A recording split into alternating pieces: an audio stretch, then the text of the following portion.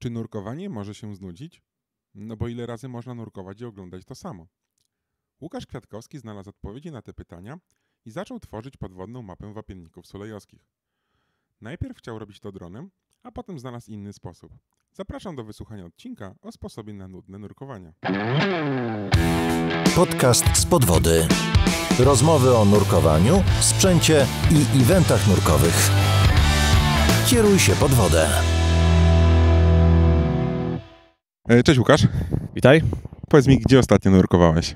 Ostatnio to były Hermanice, Boże Ciało. To był kamieniołom łupka dachowego, czarnego. Około 37 metrów chyba w studni. Wizury brak. Pogoda fajna. Polskie warunki w Czechach. I to jest, jak dobrze kojarzę, to wysoko jest położony ten kamieniołom. Te 450 metrów nad poziomem morza, czyli już gdzieś tam nurkowanie górskie, czyli trzeba wziąć to pod uwagę, tak? Czyli tak, inne tabele dla początkujących No, nurków.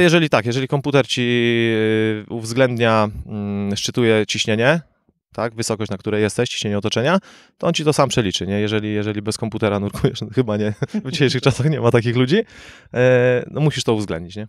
Tam w tabelach, dokładnie. Było to na kursie OWD jakiś czas temu. Podobno tak. Mówisz, że wizury nie było, ale mimo wszystko fajne nurkowanie. No fajne, każde nurkowanie jest fajne, no. Może być fajne, to od nas zależy, nie? No właśnie, trochę tak i to jest w ogóle dzisiejszy temat odcinka.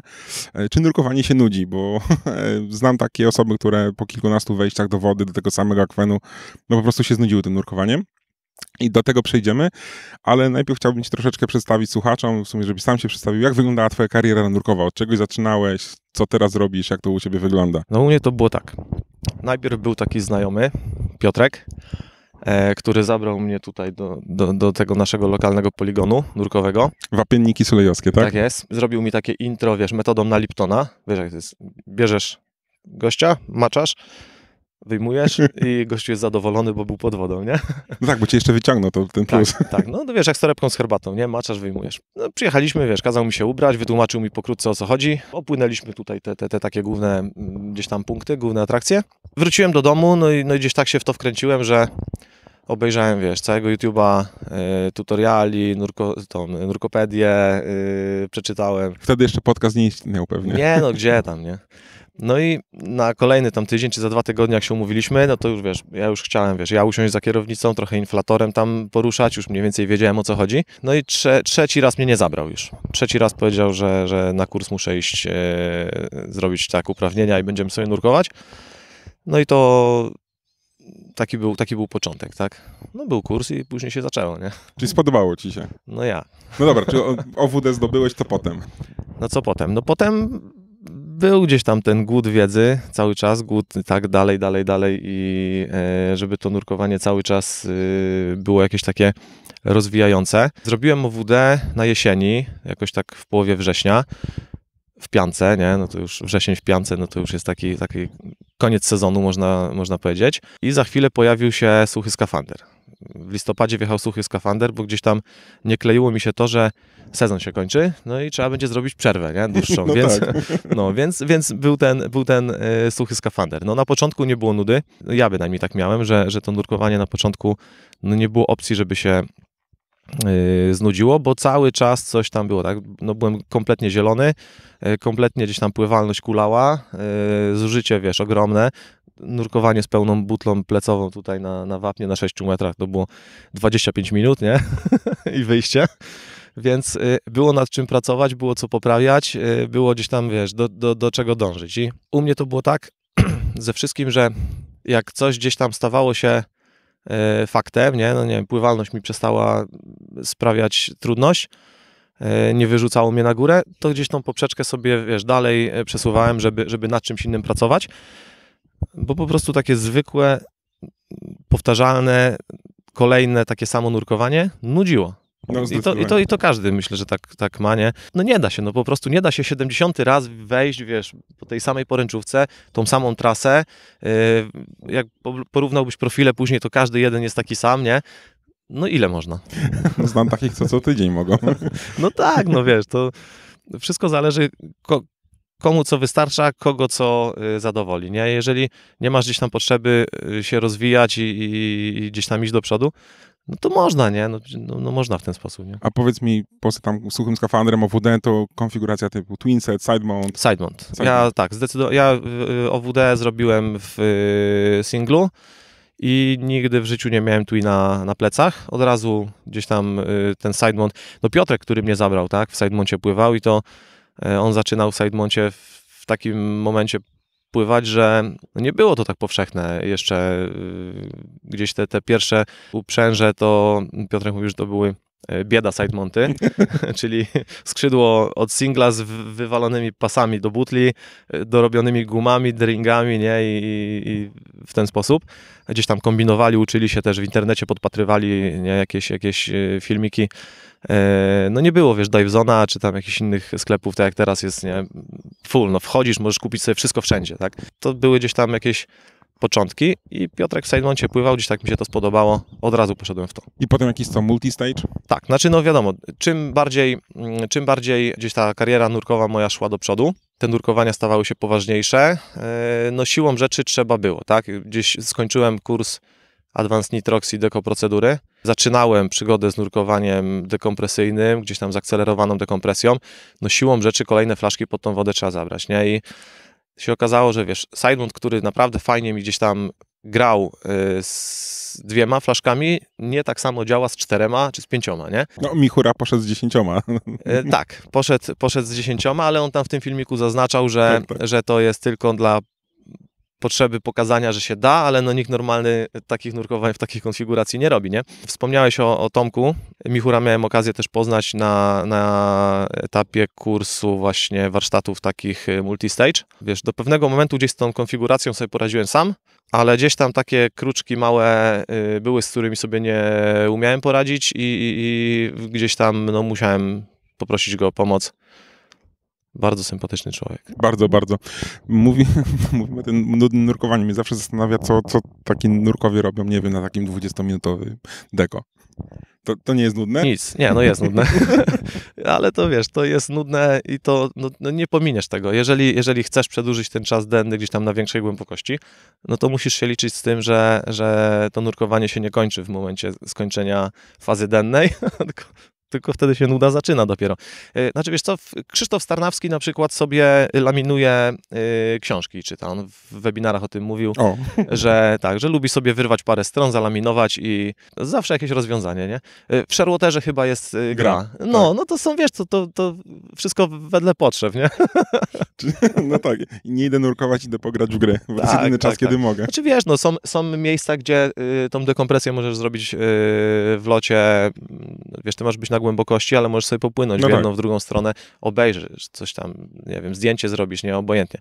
A są miejsca takie, gdzie jak na przykład jaskinie, no gdzie jest jedna droga wejścia, jedna droga wyjścia i siłą rzeczy w jakimś tam skośnym korytarzu no czasem się trudno jest, wiesz, minąć 2 nurków obok siebie, ci wchodzący czy wychodzący. No są takie miejsca. No zdecydowanie. Mówiłeś o akcelerowanej dekompresji? Tak. Co to znaczy? No akcelerowana dekompresja, czyli zabieranie pod wodę i innych gazów z większą zawartością tlenu, po to, żeby skrócić, nie? Tą nudę. No, żeby skrócić czas, a to naprawdę, wiesz, robiąc jakieś tam nurkowanie takie na, nie wiem, na trałowcu, tak, 40 chyba 2 metry trałowiec jest. Jeśli chcesz zrobić to nurkowanie w limitach NDL, no to masz kilka minut. To tam nie zdążysz opłynąć połowy nawet tego wraku i zejść, nie? A wiesz, będziesz tam 15 minut, czy 20, to się okazuje, że na powietrzu dłużej wisisz przy linii opustowej niż oglądasz wrak, nie? No to po to jest kurs Advanced Nitrox dekoprocedury, żeby sobie te proporcje, wiesz, odwrócić, żeby dłużej być na dnie, a krócej przy linii. Bardzo fajny temat. Zdecydowanie. Na pewno kogoś zaproszę do takiego odcinka, bo też mnie ciekawi. 70 razy na jednym akwenie, tak? Znam takie osoby, które co tydzień jadą na przykład na Honoratkę zobaczyć helikopter. Tak. To ja bym powiedział, że oni już chyba na pamięć tam nurkują. Tak, wiesz, po ilość machnięć płetw, dopłynięcie, to wszystko jest, wiesz, nie wiem, no ja nigdy tak nie robiłem. Ja nie powiem, czy to takie nurkowanie może się znudzić, czy nie. Mi się 3-4 nurkowania z rzędu, kolejne takie same, wiesz, jałowe, nic nie wnoszące, nudzą. To musi być gdzieś jakieś takie urozmaicenie, musi być jakieś utrudnienie, no żeby to sprawiało, wiesz, radość. Ja czasem przyjeżdżałem z 4-5 butlami, inni nurkowie się patrzyli, nie? Co on tu będzie robił? Co on tu będzie robił? Co on tu chce zamieszkać? Każde nurkowanie może być jakimś tam treningiem. Na każdym nurkowaniu można naprawdę masę prostych rzeczy. Prosty przykład ci podam. Nurkowałem teraz ostatnio z jednym takim znajomym. Wiesz, on miał budowę tyranozaura, nie? Wiesz, rączki krótkie do roboty, a paszcza wielka do jedzenia, nie? I przy samochodzie przypiął sobie na dering tylny latarkę i bojkę. I pod wodą tą latarkę chciał sięgnąć, się okazuje, że on to przypina tam zawsze, a on nigdy tam nie sięga, nie? I teraz po co to robić, nie? Wiesz, na takim nurkowaniu możesz sobie ćwiczyć masę rzeczy. Pamięć mięśniową, która gdzieś tam jest bardzo ważna. Później przychodzi co do czego tą latarkę, żeby odpiąć, jemu schodzi 2 minuty, bo się tam, wiesz, gimnastykuje, w plecach mu strzela, pod wodą to słychać. W końcu ta latarka mu wypada w muł, bo gdzieś, no to bez sensu to jest, nie? To naprawdę musi wszystko grać, tym bardziej czym głębiej nurkujesz, gdzieś tam narkoza azotowa jak działa, wiesz, nie? Gdzieś nasza motoryka jest upośledzona, myślenie jakieś tam wolniejsze. Jeżeli nie trenujesz takich rzeczy na płytkich, takich zwykłych nurkowaniach, to będzie ci ciężko to zrobić na głębokości, nie? Później, no po prostu. Więc trenować, ćwiczyć, wiesz, eliminować błędy, ma to sens. No z tą latarką to ciekawy case tak naprawdę, szczerze powiedziawszy. To już faktycznie no ale wiesz, jak wiesz, że tam nie sięgasz, to po co to tam przypinasz, nie? No w internecie było, że tam przypinać pewnie. No tak, no, albo na zdjęciu zobaczył. Albo na zdjęciu zobaczył, dokładnie, ale to faktycznie jeden sposób na nudę to przyjechać na ten sam akwen, bo czujemy się dosyć bezpiecznie, znamy go, ale trenować, nie wiem, poszerzać te swoje wiesz, limity, tu, nie? Zobacz, ileś nurkowań masz tutaj na koncie, na tym akwenie też sam, tak, nurkujesz. Każde nurkowanie możesz zakończyć strzeleniem bojki. Każde. Zdecydowanie. Nikt tego nie robi, nie? Później przychodzi co ja do czego. Nie. No ale wiesz, później przychodzi co... Znaczy ja już teraz też nie? Ale ja tu bojkę, był okres, że nie schła. Za każdym razem strzelałem, nie? Naprawdę jest masa rzeczy, nad którymi można pracować w trakcie takich zwykłych, prostych nurkowań i to naprawdę procentuje, nie? Tak, kiedyś słyszałem, że żeby nauczyć się strzelać bojkę, musisz ją wystrzelić 100 coś razy, aż się nauczysz. Tak, i to naprawdę, wiesz, jeżeli na przykład strzelasz ją na platformie, no ja tak miałem, jeżeli strzelanie bojki na platformie mi nie sprawiało problemu na samym początku, no to się odwracałem tyłem do tej platformy i robiłem sobie, wiesz, w toni, nie? Żeby nie było widać żadnego punktu odniesienia. I naprawdę ma to sens. To jedziesz później na nurkowanie, jak naprawdę musisz z jakiejś tam umiejętności, z czegoś skorzystać, to w ogóle gdzieś tam z automatu to idzie samo, nie? I mówię, takie proste nurkowania są po to, żeby to doskonalić. Wiesz, jeżeli wchodzisz tutaj na nurkowanie, robisz 70 nurkowań według tego samego schematu, po tej samej poręczówce, tym samym wejściem wchodzisz, tym samym wychodzisz, żadnego to nie ma sensu, to w ogóle nie rozwija, nie? No zdecydowanie. A powiedz mi, bo poznaliśmy się, jak zrobiłeś mapę wapienników. Tak. W Google Mapsach. Tak, razem z Maćkiem to taki był... Nie, no wiesz, no... To sposób na nudę właśnie? Nie, no gdzie? Sponsorzy się pojawili, wiesz, National Geographic zamówił mapę i zrobiliśmy, nie? No pewnie, że na nudę, no to wiesz, no nie można, nie? Tyle razy. Wiesz, my jakiś czas temu, jak zaczęliśmy przygodę z jaskiniami, brakowało nam też takiego miejsca, gdzie można by było ćwiczyć właśnie, wiesz, jakąś tam poręczówkę, ślepą maskę, nawigację wzdłuż właśnie poręczówki. No i trochę tych sznurków, któreśmy poplątali też z tego powodu, nie? Żeby było co robić, gdzie robić. A później jeszcze doszły punkty na mapie, udostępniliśmy to, wiesz, nikt tego wcześniej nie zrobił, nie? To też było takie fajne, nie? No właśnie, to jak od strony, nie wiem, technicznej to wyglądało? No, mieliśmy na początku dużo głupich pomysłów, które się kompletnie nie sprawdziły, nie będę o nich mówił. Nie no, dawaj. Człowieku. No pierwszy nasz pomysł to był, nawet nie wiem jak żeśmy na to wpadli, że jeden nurek będzie płynął na dole spuszczoną bojką, a drugi dronem leciał za bojką i ślady drona łapał, nie? Tylko wiesz... Prawie zdjęcia lotnicze. Tak, ta bojka, wiesz, jak na skuterze ją szarpiesz za sobą, to ta bojka, sznurek to miała taki, wiesz, przekoszony, także to kompletnie było niedokładne. Nie, no czarna magia, wiesz, strata powietrza, szkoda kompresora, że ładował te butle. Tak, jeszcze dron za długo nie polata przecież, tak, nie, ale kompletnie nie mogliśmy tego zgrać, wiesz. Ja już opłynąłem pół, Maciek dronem dopiero wystartował, ja już myślałem, że on skończył. Nie, kompletna porażka, nie? Głupi pomysł. Najbardziej pomocny okazał się tutaj temat GoPro. robiliśmy zdjęcie, wiesz, na dole, nie wiem, domku czy platformy, wynurzaliśmy się, kamera łapała sobie fixa z GPS-a, robiliśmy drugie zdjęcie, później na komputerze 2 kolejne zdjęcia, żeśmy szczytywali współrzędne, no i na mapę, wiesz, tu Google udostępnia za darmo tą platformę, nie? Tak. Bardzo fajny temat. Czyli tak naprawdę płyniesz do punktu, robisz zdjęcie na dole, wynurzasz się i z powrotem. I to masz najdokładniejsze, wiesz. To ciekawy profil nurkowy musi wyglądać. Tak. Nie, no profil nurkowy, znaczy tak, jak to później mapowaliśmy, to profile nurkowe były takie cały czas jak grzebień, nie? No. Ale jak plątaliśmy... Początkujący ofudziak tak pływa. Tak, nie, jeszcze wcześniej. Jak plątaliśmy te poręczówki, to udało nam się deko złapać. O, naprawdę? Na wapnie. Można. Można, da się. Komputer da się? wam piknął? Jest zimno, ale da się, nie? Tam 2 minutki złapało. No to elegancko, czyli mimo, że niby prosty akwen, fajny, a jednak dekompresja przy waszym nurkowaniu. No. I nuda 2-minutowa. Tak. A jakiś dalszy pomysł na rozwijanie tej mapy? Wiesz co, no jeszcze jakieś tam poręczówki dołożymy, bo tam ta lewa strona jest taka jeszcze łysa, goła, no i w zatoczkę może coś tam wprowadzimy, ale to znowu musi być taki na razie, wiesz, chwila nudy, chwila takiego, no, że nie będzie naprawdę nic innego do roboty, bo to, no wiadomo, no to nie jest celem jakimś tam samym w sobie, to po prostu było takie gdzieś tam urozmaicenie. A w ogóle właśnie ile wam to zajęło? A wiesz co, tak próbowałem to policzyć, ale około 60 łącznie godzin gdzieś tam pod wodą pracy. To całkiem długo. No, a to nie my jest się nie śpieszymy. Zbiornik. Nurek techniczny pływa wolno. Wolno i się nie śpieszy, nie?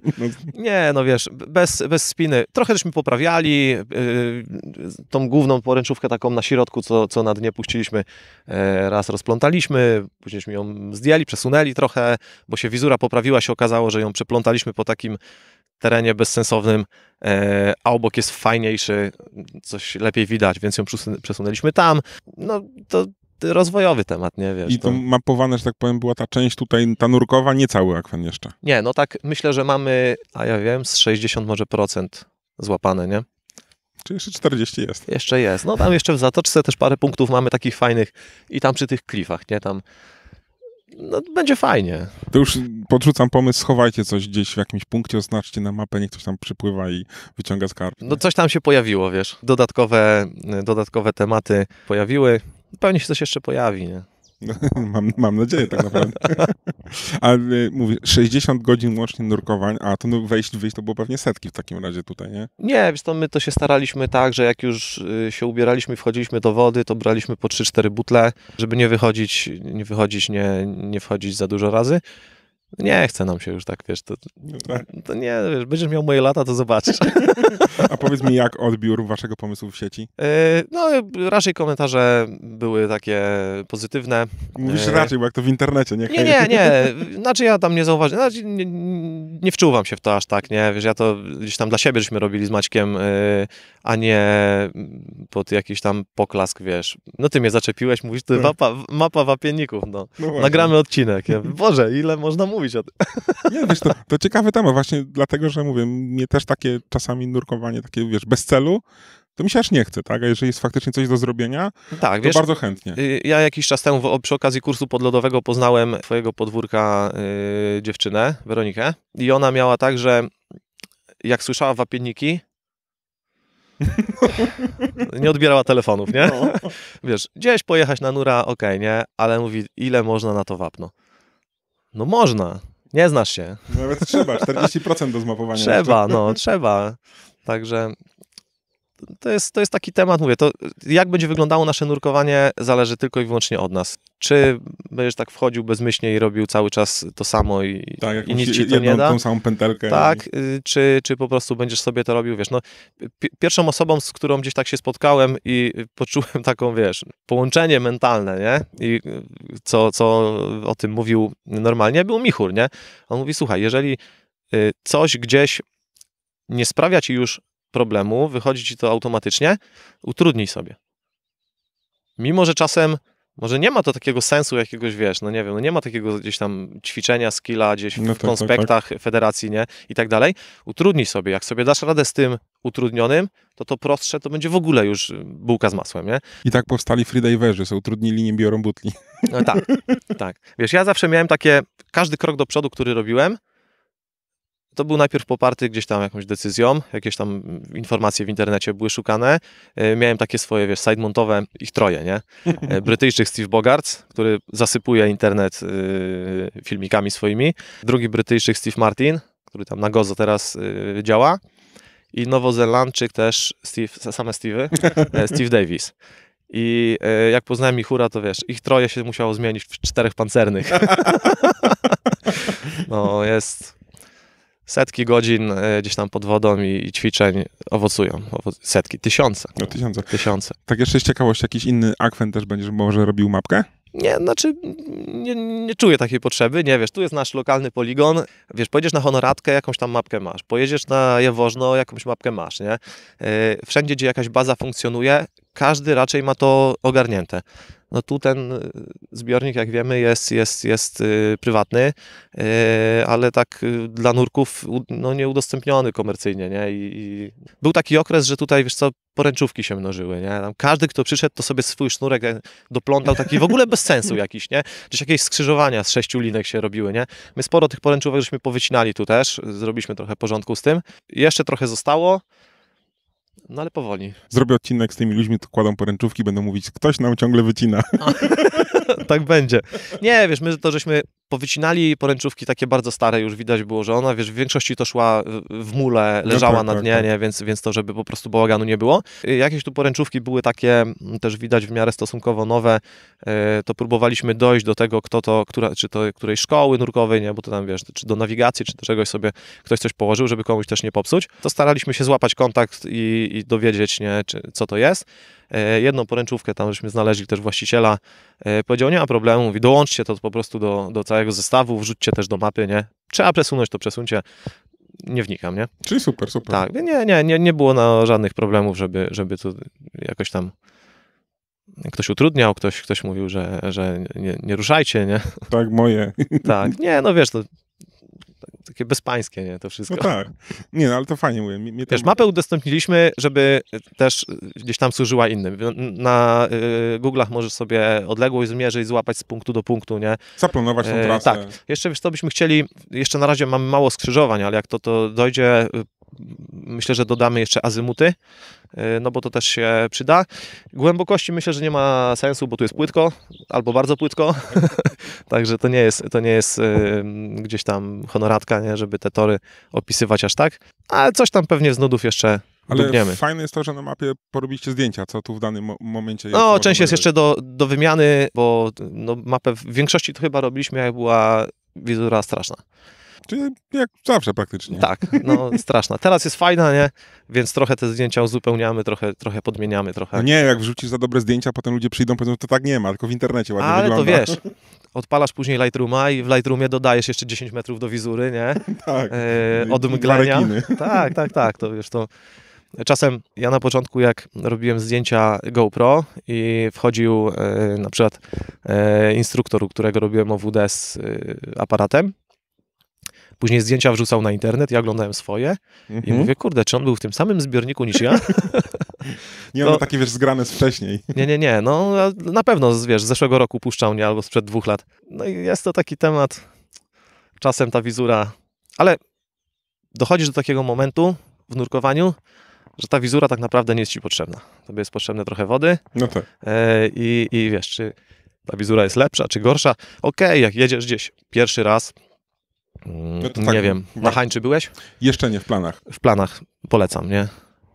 Takiego stada raków, jak tam zobaczysz, to nie zobaczysz nigdzie, nie?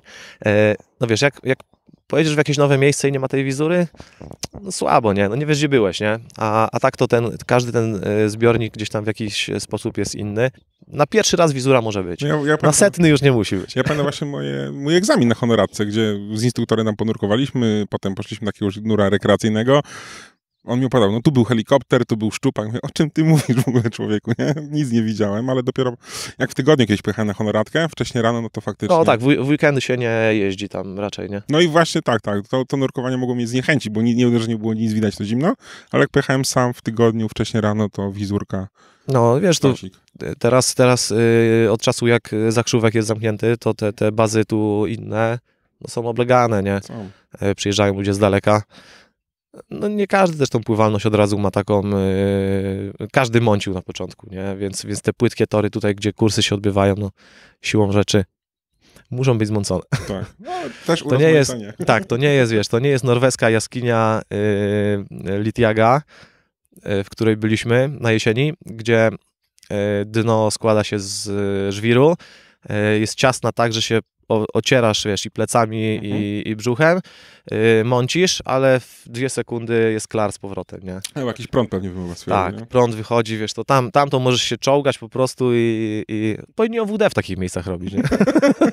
się nie mąci po prostu. Zdecydowanie. No w basenach robią teraz. No tak, zgadza się. Ale baseny teraz to są wody otwarte, więc... No to duże te baseny są, duże te. Tak. Chociaż mówię, teraz mam taki projekt, że czyścimy jeden basen, to jakbyś zobaczył, jaka tam jest wizura od tego pyłu, to wapno ma czasem lepsze. No wiesz, to jest wszystko nasze, nie? Jakby nie patrzeć, no. Właściciel basenu sobie tego nie wsypuje, to my przynosimy. To prawda.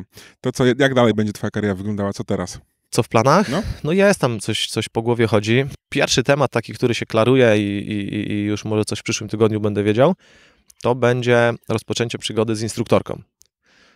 To znaczy nie z instruktorką, tak, bo to żona moja może oglądać. Z instruktorką. No, będzie przygoda z instruktorką i to będzie fajna przygoda. No tak. No może coś z tego fajnego wyjdzie. Zobaczymy. I to raczej będzie taki dłuższa chwila, nie? To chyba się szybko nie znudzi. Ale mówię, to też jest jakiś tam element taki, który spowoduje, że ta kariera nurkowa zrobi się trochę inna. No tak, będziesz uczył się uczyć. Tak. To też... Wypełniał papiery. Coś w tym jest, nie? Płacił składki do federacji. Nowa przygoda. No tak, no bo my, wiesz, składek i wszystkiego mamy mało, nie? No. Polacy lubią małe składki i małe podatki, dlatego jest ich dużo. Dokładnie tak. To jest to. To co, to trzymam kciuki za kurs instruktorski. No nie dziękuję na razie, ale jak będzie wszystko, to tam przejrzę, jakie masz papiery, uzupełnimy coś. To się wytnie. Tak, gdzie jakie się wytnie? Nie się wytnie. Coś z tego będzie. No zobaczymy. To co, trzymam kciuki, dzięki za dzisiaj i do zobaczenia następnym razem. Dzięki. Podcast z podwody. Rozmowy o nurkowaniu, sprzęcie i eventach nurkowych. Kieruj się pod wodę.